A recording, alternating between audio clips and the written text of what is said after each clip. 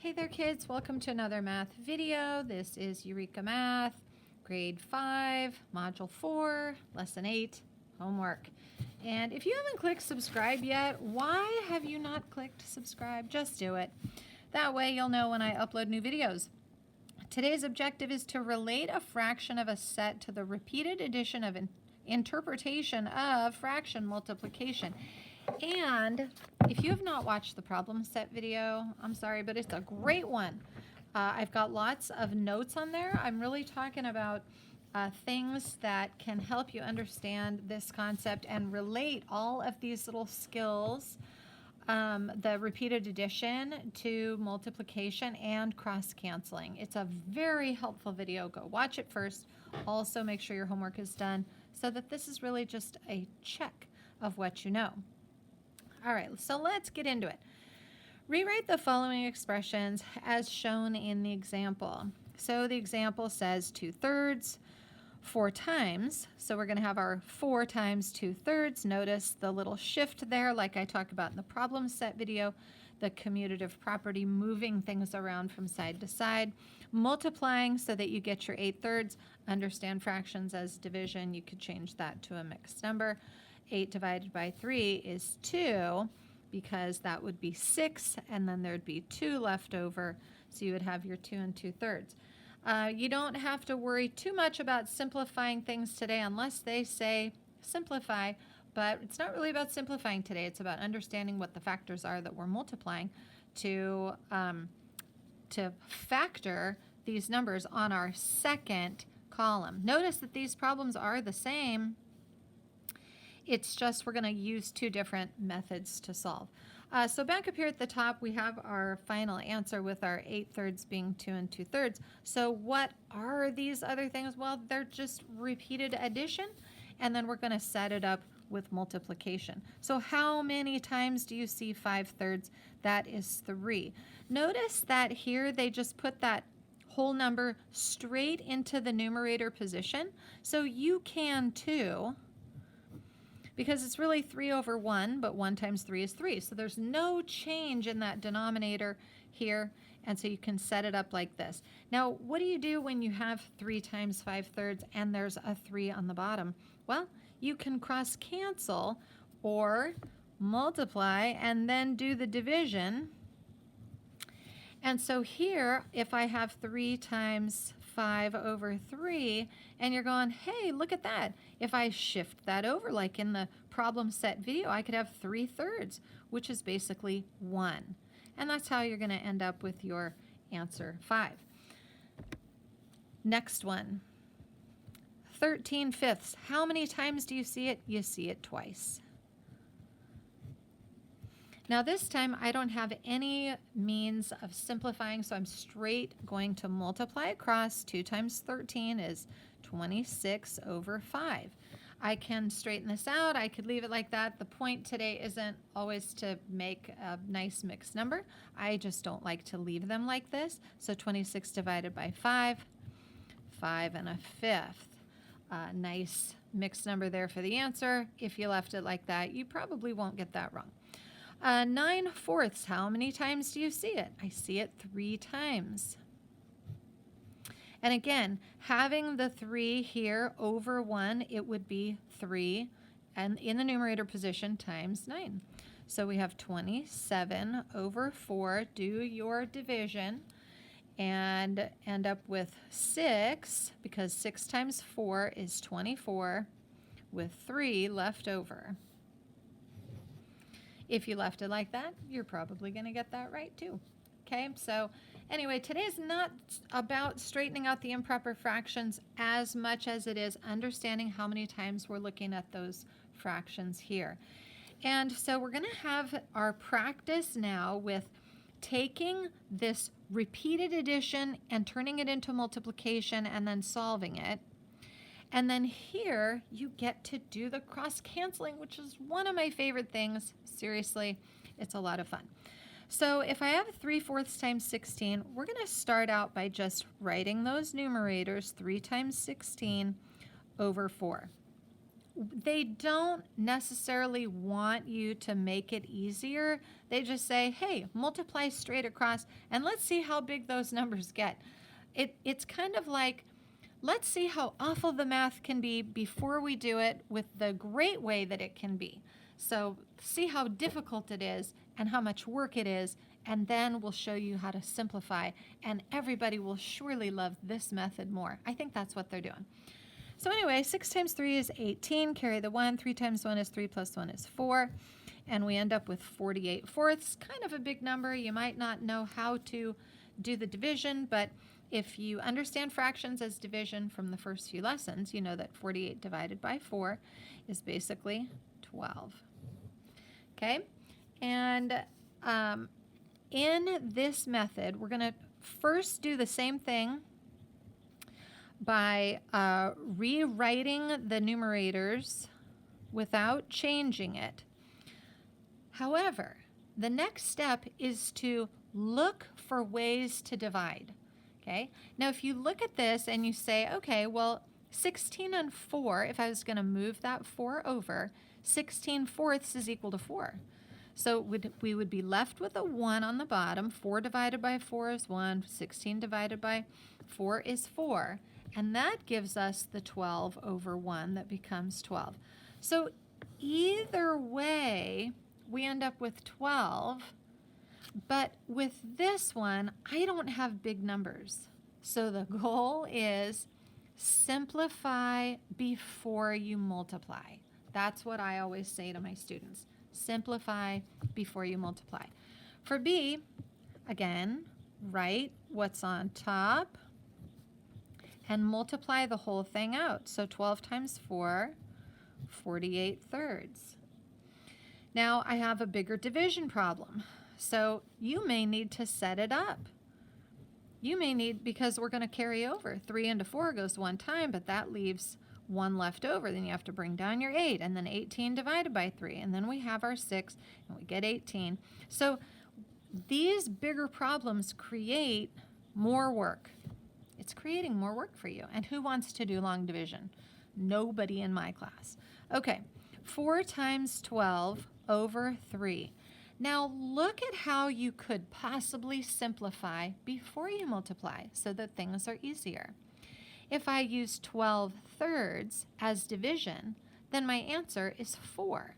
So 3 divided by 3 is 1, 12 divided by 3 is 4. Now I can multiply the two 4s and get 16. Okay?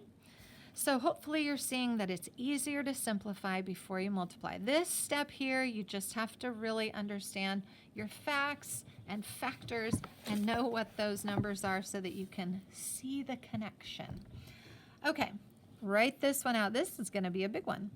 40 times 11 over 10.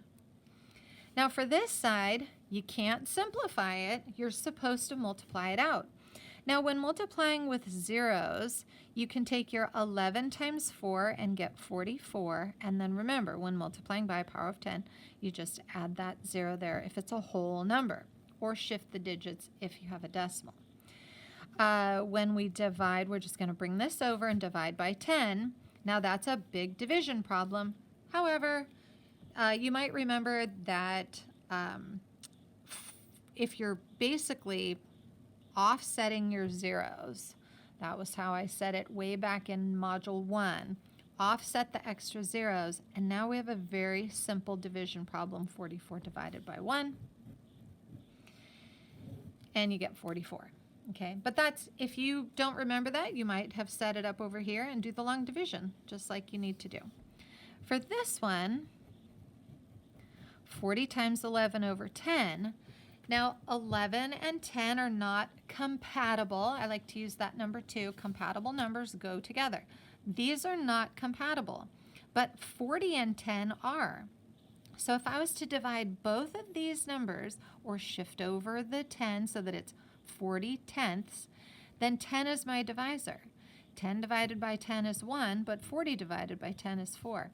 That makes this multiplication problem a whole lot easier than trying to divide by 10 or multiply by 40. So it's just easier to do it this way. Now for the next one, we have 7 times 36 over 6. And again, I see this immediately, like I want to simplify it so badly. But no, we're not allowed to on this round. So 7 times 6 is 42, carry the 4. 7 times 3 is 21, 22, 23, 24, 25. And now we have this gross, big problem. I mean, isn't that terrible? Who wants to do that? I can't do that in my head. It's so gigantic. I know I'm going to have leftovers because 25 isn't divisible by 6 equally.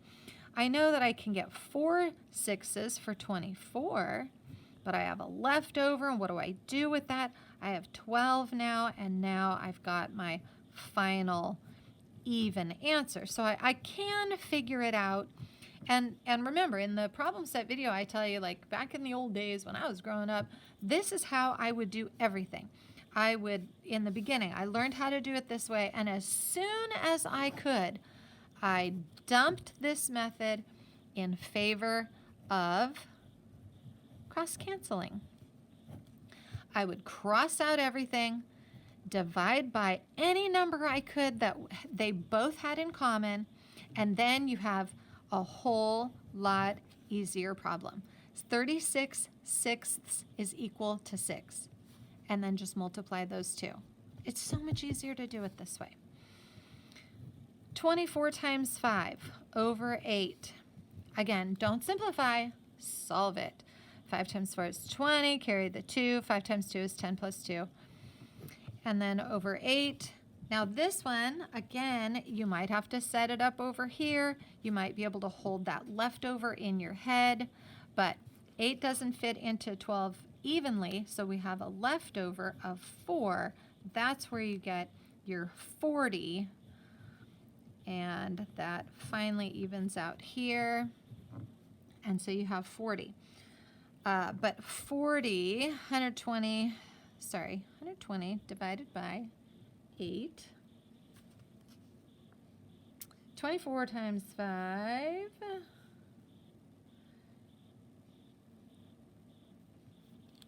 I just wrote the wrong thing. That's where we get, I think I was talking too much about 40. Anyway, 15, there it is. Always something to look for. Somebody point that out. You get a dojo point.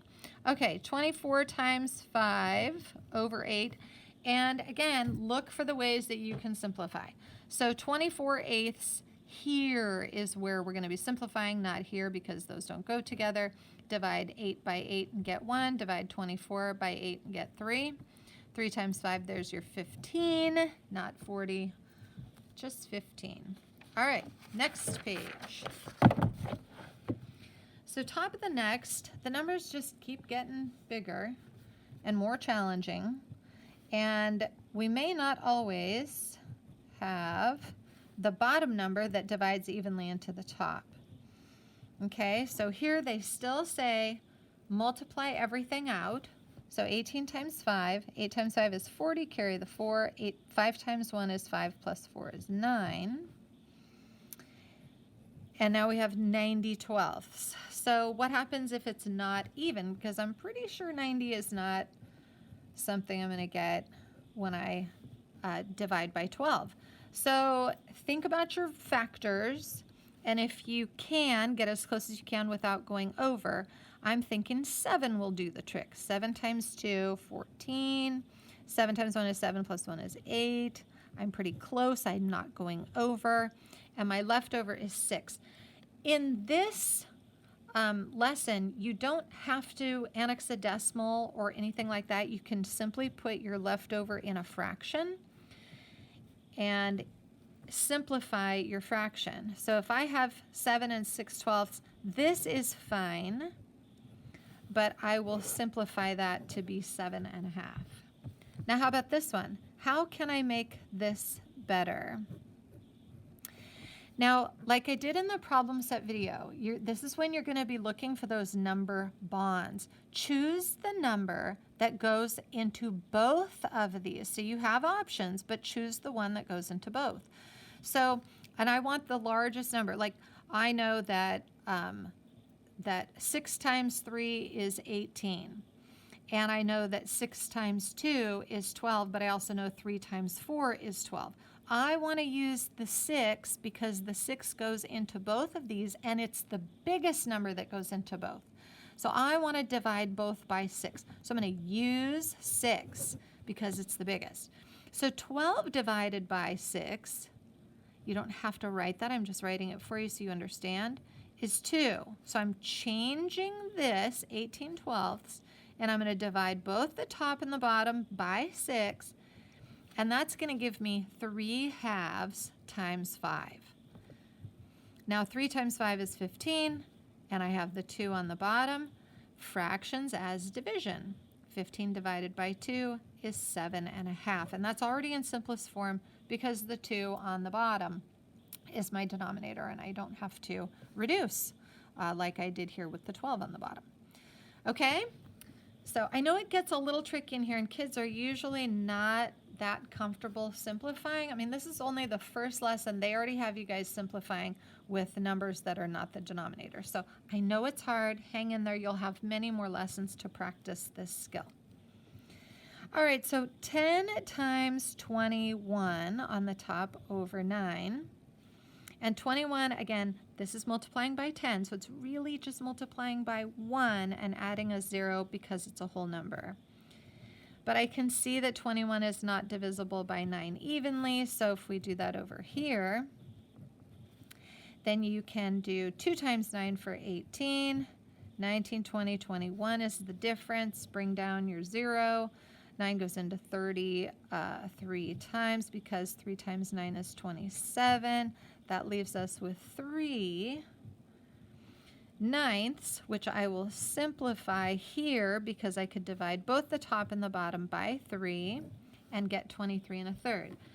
If I choose to do cross-canceling, if I am able, I want to find a number that can be divided into, first of all, you have to pick a number on the top.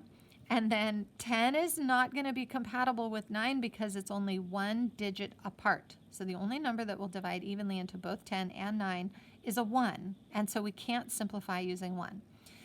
So with 21 and 9, however, I could use the factor of 3. So if I use 3, then I'm going to divide 9 by 3 to get 3. And I'm going to divide 21 by 3 to get 7. So then I have 7/3 with the lights going out for special effect. So I have 10 times 7 over 3. And then I can do, I know it's still kind of complicated, but you can at least do a little bit easier division. If you still have to set it up out here, do not feel bad about that. How many times does 3 fit into 7? 2 times. Multiply, you get 6, you have 1 left over. It's a double-digit answer, remember. 10 divided by 3 is 3, and then you get 9 with 1 left over. Noticing that I am already in simplest form because I've simplified first. So 23 1/3 either way. Okay, last section. Now it says, solve each problem any way you choose. Well, you know which way I'm going to choose. I am going to simplify before I multiply. So 1/3 of 60, I would write 1 times 60 over 3. And then I'm going to cross cancel like this. I'm going to divide both numbers by 3. Whenever you change a fraction, you have to change it at the same ratio from the top to the bottom. Same on the top and the bottom. So I'm dividing both by 3, which will give me 1 here and 20 here. 1 times 20 is 20 over 1, so the answer is 20. And I'm just leaving out that 20 over 1 step because it's just kind of redundant. Okay? So if you look at this word problem, if I'm looking at 1/3 of a minute, well, how many seconds are in a minute? There are 60 seconds in a minute. And so you're thinking about breaking 60 into the 3 parts, which is what the denominator says. And when you get that one part, that's what 20 represents. So we're trying to tie these fraction of a number into something that really makes sense that you'll be using a lot of in life. Like I said, I think in the problem set video, this is like real life math. Like you're going to use this all the time. Okay, so 4/5 of 60, 4/5 of an hour equals how many minutes? I'm going to take my 4 times 60 over 5. And I know that 5, when counting by 5s, I will always end up with a 5 or a 0. So I know that this is compatible. I'm going to end up 5 divided by 5 is 1. 60 divided by 5 is 12, if you know your facts. And then 4 times 12 is 48. Okay, so that is, again, divide and then multiply. Multiply on the top. If you have a 1, you don't really have to do that last multiply step. I can do it. 1 times 20 is 20. There, I did it. But you can't forget, if you have a number with more value than just a 1, you have to do that second step there. So it's going to be divide first, then multiply. Okay, next one. 7 times 1,000 over 10. I want to simplify as much as possible. When I have a whole number or a 10, 100, or 1,000, cross cancel as many zeros as match. Okay, they only have one pair of offsetting zeros. So now it's just going to be 700 over 1, which is 700. And for the final, 3/5 times 100, 3 times 100 over 5. I want to simplify before I multiply. I know that 10 divided by 5 is 2, and then I have that extra 0 in the place value position, so 100 divided by 5 is 20.